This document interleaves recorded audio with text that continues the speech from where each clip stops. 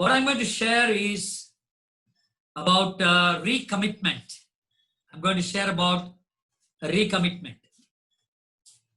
Generally, what happens is we attend a lot of meetings, don't we?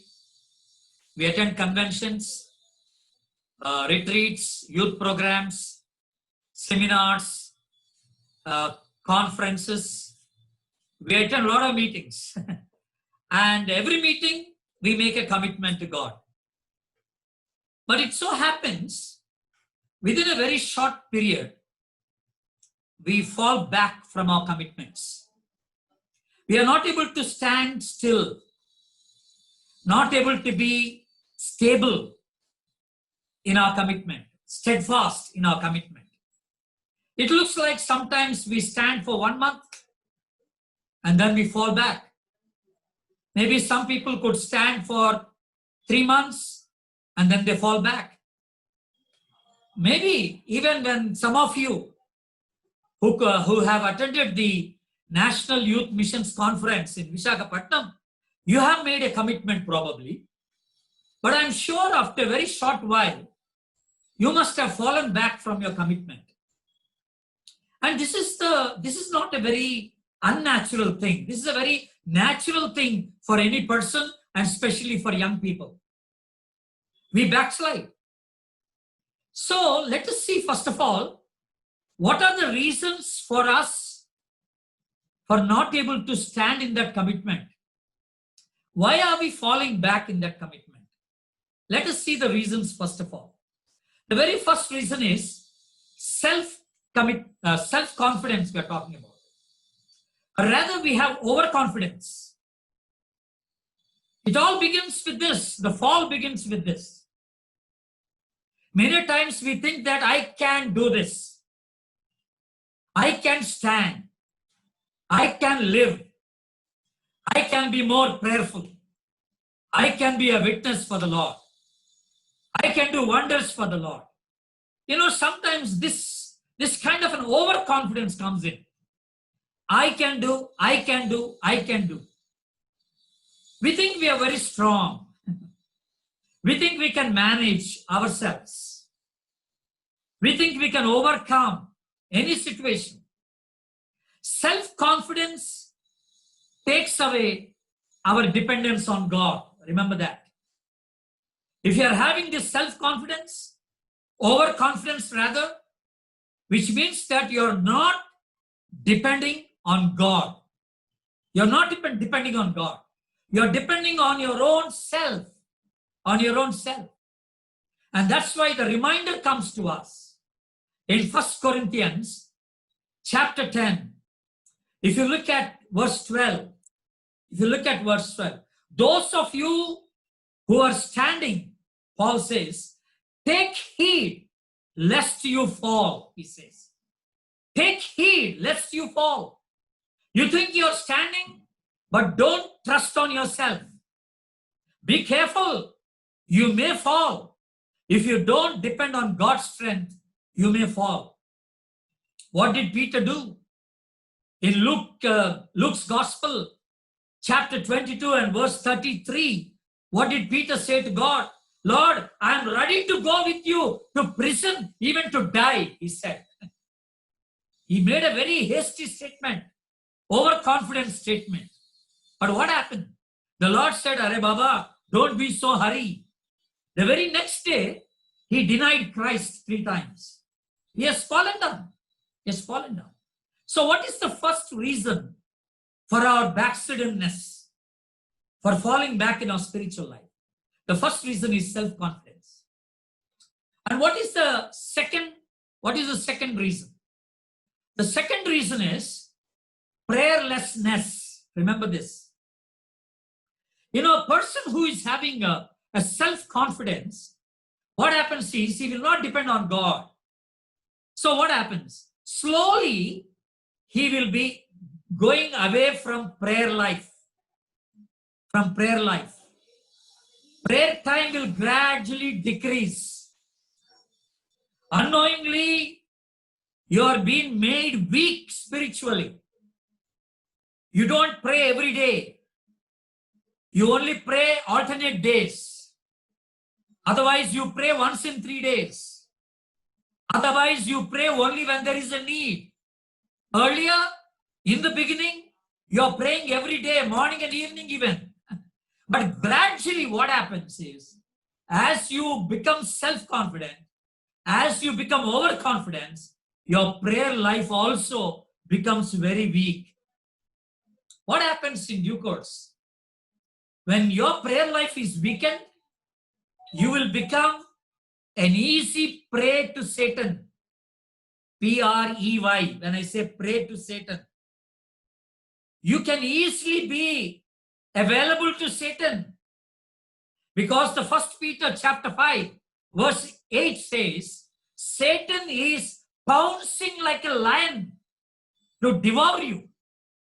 Satan is looking for an opportunity to catch the believers. If they go away from God, the Satan wants to catch them. And that's what will happen, my dear friends. If your prayer life is weakened, you are going into the Satan's zone. Remember, you are going into Satan's zone. That's the second problem.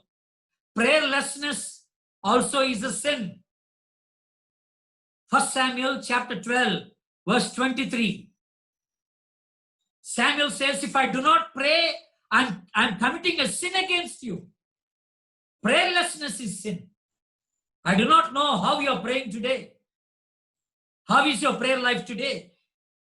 I want to ask you a question. Have you prayed today? Have you prayed yesterday? When was the last time you prayed? Maybe you have fallen back from God. You are not depending on Him.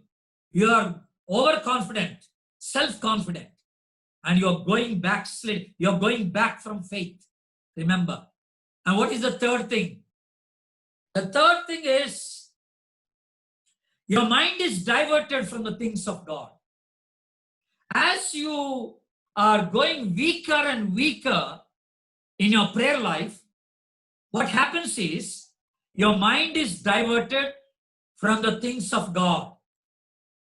Your mind is focused on the things of the world gradually. Your love for God diminishes. No time for Bible study. No time for worship. No time to go to church. No time to go to youth meetings. No time for weekly meetings. No time for outreach ministry. No time for prayer. What is happening? Your mind is diverted from the things of God to the things of the world. And that's the problem. And that's what takes you away from God. Love for the world increases and love for God decreases. What Paul says in Colossians chapter 3 verse 1.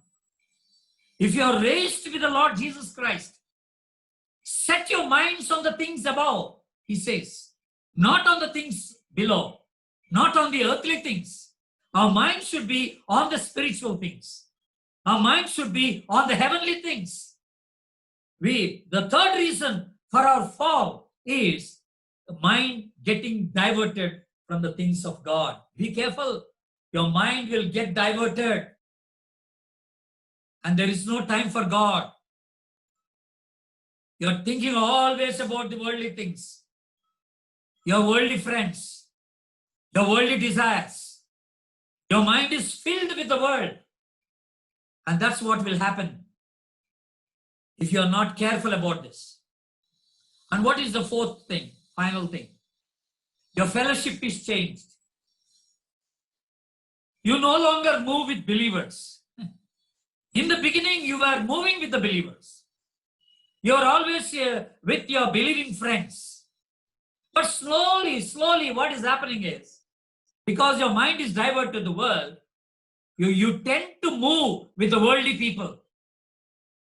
Your fellowship is changed. You don't want to be with the believers. You don't want to be in the fellowship of the believers. You spend more time with the ungodly. You spend more time with the unbelievers. What will happen then? You will be influenced by the unbelievers.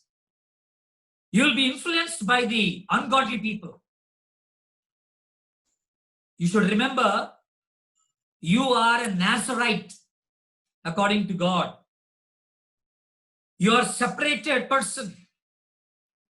You are chosen by God. You should be different from others. And that's what God has called you for. He never called you to live just like any other worldly people. You should not compromise with the world. God said, I have chosen you from the world. You are belonging, you are in the world, but you are not of the world. God said, you're not of the world. So my friends, there are 4 reasons I said. First thing, self-confidence or overconfidence. Second thing, prayerlessness. Third thing, mind getting diverted. And fourth thing I said, your fellowship with the believers is gone and your fellowship with the unbelievers will start, with the ungodly will start. And then you will fall. So what happens when you fall? What are the results of the fall? First of all, you will lose God. God's presence will not be with you. That's what Samson has experienced. In the book of Judges chapter 16, if you see verse 20, Samson thought he had the same strength when he was lying with Delilah. And he wanted to get up and fight against the Philistines. But what happened? The word of God says, Samson did not know that the Lord has already left him. See the tragedy? The Lord has already left him. If you are gone out of the prayer life, if your mind is diverted to the world, and if you are only moving with the ungodly people, naturally, God cannot be with you. So what is the result of that? You will lose God. What happened to Samson? He lost God. And what happened to Samson when he fell spiritually? He lost the vision. They have plucked his eyes.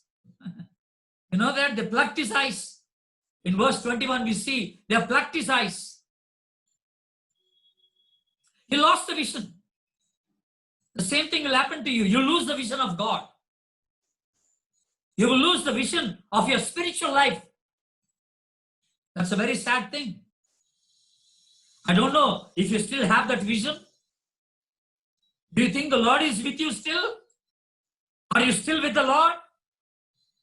What is the third thing? You will lose the strength. Samson has lost all the strength. He thought he can fight, but he could not fight. He thought he can get up and chase away all the Philistines. He could not do that. He thought he had the same old strength with him, but he never realized when the Lord has left him, his strength is also gone from him. He lost the strength. And finally, Samson has lost the reputation, honor, respect. People won't respect you. You understand? People won't respect you. People won't honor you. They won't regard you as a child of God anymore. That's a very sad state, my dear friends. Very sad state. So what is the remedy? What's the remedy? Very simple. Look at these 2 examples. What happens when a pig falls in a muddy pond? Pig doesn't come out. It loves to stay in the mud. But what happens when a goat falls in the mud? Do you think the goat will be happy? Goat or the sheep? No. The goat will try to come out as soon as possible. But the pig doesn't come out. Pig thinks that is the best place for him, right? The same way, the believer, when he falls in a temptation, when he falls in a sin, he should not settle down in the sin. He should come out immediately. Don't stay there. Just because you have committed one sin, don't settle down there. Rise up, come out. Otherwise, stretch out your hand for help. Ask God to help you. Don't stay there. Don't think it's all over and there is no more life for you. Don't think like that. It's only one fall. Fall is not final. One failure is not final. You should cry out to God and ask for help. Stretch out your hand to Him. Your weak hand, give it to the strong hand of God, and God will accept you. What happened to the prodigal son? He thought he will be one among the servants in the home. He came back with a repentant heart. He wanted to confess before the father. But what did father do? Father accepted him as he was. He accepted him as a son, waiting for him rather all these months. Since the time the son left the home, father was waiting for him. I want to tell you, my dear friends, the Lord Jesus is waiting for you to come back. I don't know who you are this morning. The Lord is speaking to you. If you have fallen back from your spiritual life, from your faith life, come back, return to God. There is a promise of God that is given in Hosea. Hosea chapter 14. It says, I will heal your backslidenness, God says. Return to me, God says. God is now giving an invitation to all of you to come back to Him, make a recommitment to Him, and ask Him to forgive you. And God will forgive you. God will help you. Shall we pray? Before praying, I want to ask you a question. Some of you may be thinking, is there a second chance with God? I want to tell you there is a second chance. Maybe someone of is asking, is there a third chance? I want to tell you there is even a 10th chance with God. Even if you have fallen for 10 times, the Lord is willing to forgive you. The Lord is gracious, full of grace. He is willing to forgive you. But don't worry. Just because He's willing to forgive you, don't take that as an advantage. Don't keep on falling. Stay away from sin. Be with the Lord. Commit yourself. And today is the day I want you to make a recommitment of your life. Recommitment. The Lord wants to accept you as you are. Shall we pray?